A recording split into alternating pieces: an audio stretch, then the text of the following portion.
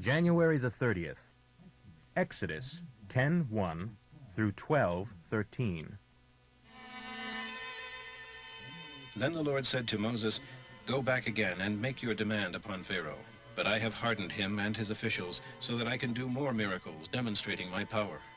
What stories you can tell your children and grandchildren about the incredible things I am doing in Egypt. Tell them what fools I made of the Egyptians and how I proved to you that I am Jehovah."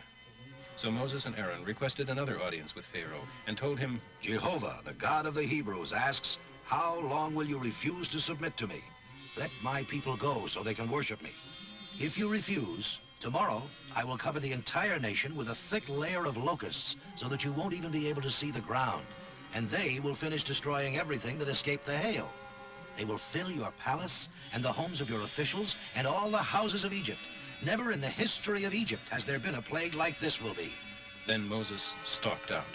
The court officials now came to Pharaoh and asked him, "Are you going to destroy us completely?" Don't you know even yet that all Egypt lies in ruins? Let the men go and serve Jehovah their God." So Moses and Aaron were brought back to Pharaoh. "All right, go and serve Jehovah your God. But just who is it you want to go?" "We will go with our sons and daughters, flocks and herds. We will take everything with us, for we must all join in the holy pilgrimage." "In the name of God, I will not let you take your little ones. I can see your plot. Never. You that are men, go and serve Jehovah, for that is what you asked for." And they were driven out from Pharaoh's presence. Then the Lord said to Moses, "Hold out your hand over the land of Egypt to bring locusts. They will cover the land and eat everything the hail has left." So Moses lifted his rod, and Jehovah caused an east wind to blow all that day and night. And when it was morning, the east wind had brought the locusts. And the locusts covered the land of Egypt from border to border. It was the worst locust plague in all Egyptian history, and there will never again be another like it. For the locusts covered the face of the earth and blotted out the sun so that the land was darkened, and they ate every bit of vegetation the hail had left. There remained not one green thing, not a tree, not a plant, throughout all the land of Egypt. Then Pharaoh sent an urgent call for Moses and Aaron and said to them, "I confess my sin against Jehovah your God, and against you. Forgive my sin, only this once, and beg Jehovah your God to take away this death. I promise not to refuse afterwards to let you go." So Moses went out from Pharaoh and entreated the Lord, and he sent a very strong west wind that blew the locusts out into the Red Sea, so that there remained not one locust in all the land of Egypt. But the Lord hardened Pharaoh's heart, and he did not let the people go. Then Jehovah said to Moses, "Lift your hands to heaven, and darkness without a ray of light will descend upon the land of Egypt." So Moses did, and there was thick darkness over all the land for 3 days. During all that time the people scarcely moved, but all the people of Israel had light as usual. Then Pharaoh called for Moses and said, "Go and worship Jehovah, but let your flocks and herds stay here. You can even take your children with you." "No, we must take our flocks and herds for sacrifices and burnt offerings to Jehovah our God. Not a hoof shall be left behind, for we must have sacrifices for the Lord our God, and we do not know what he will choose until we get there." So the Lord hardened Pharaoh's heart, and he would not let them go. "Get out of here, and don't let me ever see you again. The day you do, you shall die." "Very well, I will never see you again."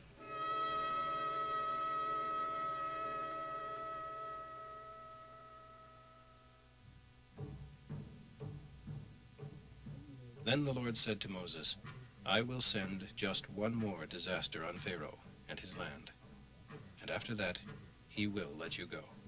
In fact, he will be so anxious to get rid of you that he will practically throw you out of the country.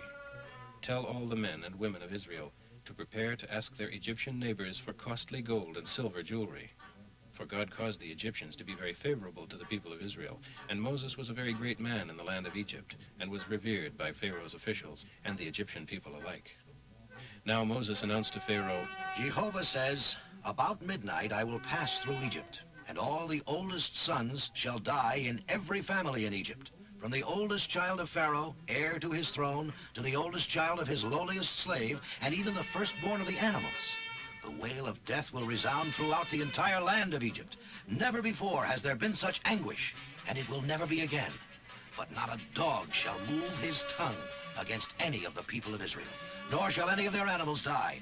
Then you will know that Jehovah makes a distinction between Egyptians and Israelis. All these officials of yours will come running to me, bowing low and begging, please leave at once and take all your people with you.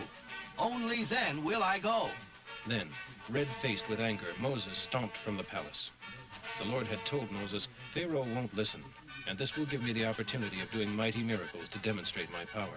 So although Moses and Aaron did these miracles right before Pharaoh's eyes, the Lord hardened his heart so that he wouldn't let the people leave the land.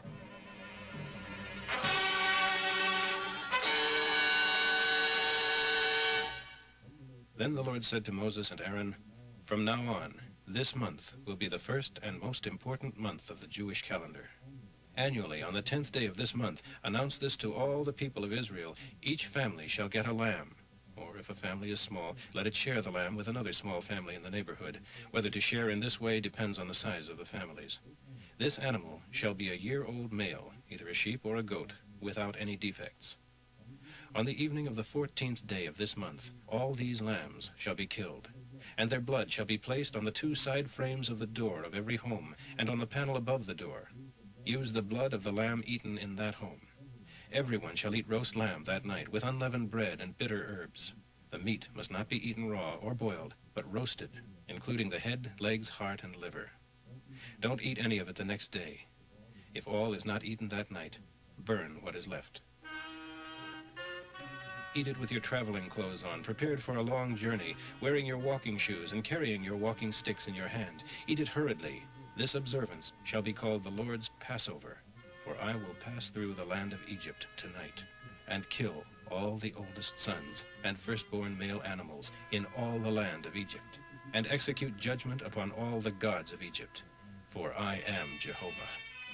The blood you have placed on the doorposts will be proof that you obey me, and when I see the blood, I will pass over you, and I will not destroy your firstborn children when I smite the land of Egypt. Matthew 20, 1 through 28. Here is another illustration of the kingdom of heaven. The owner of an estate went out early one morning to hire workers for his harvest field. He agreed to pay them $20 a day and sent them off to work. A couple of hours later, he was passing a hiring hall and saw some men standing around waiting for jobs. So he sent them also into his fields, telling them he would pay them whatever was right at the end of the day. At noon, and again around 3 o'clock in the afternoon, he did the same thing. At 5 o'clock that evening, he was in town again and saw some more men standing around and asked them, "Why have you been idle all day?" "Because no one has hired us," they replied. "Then go out and join the others in my fields," he told them. That evening, he told the paymaster to call the men in and pay them, beginning with the last men first.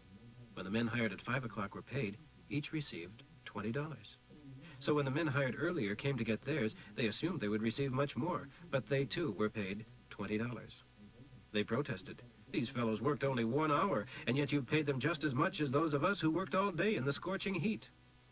"Friend," he answered one of them, "I did you no wrong. Didn't you agree to work all day for $20? Take it and go. It is my desire to pay all the same. Is it against the law to give away my money if I want to? Should you be angry because I am kind?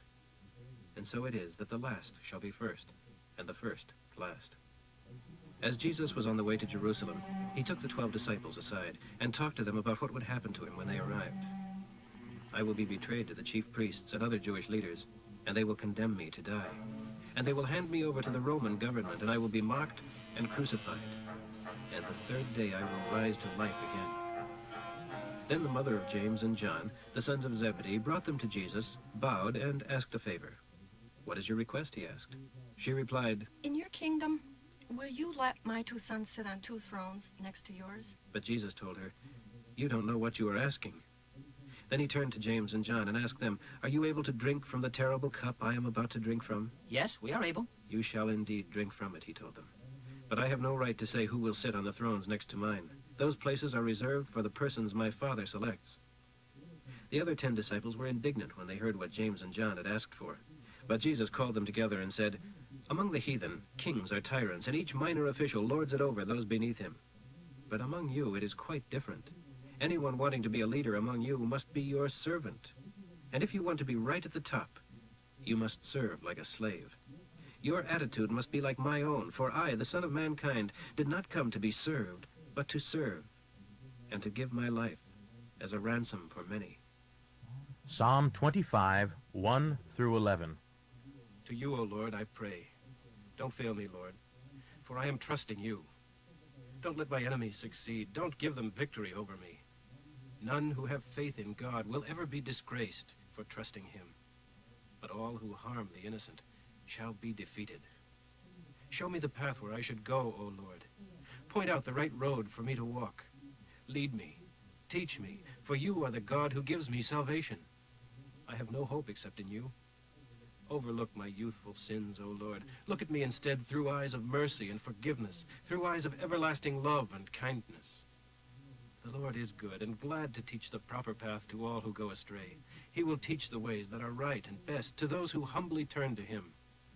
And when we obey him, every path he guides us on is fragrant with his loving kindness and his truth. But Lord, my sins, how many they are. Oh, pardon them for the honor of your name.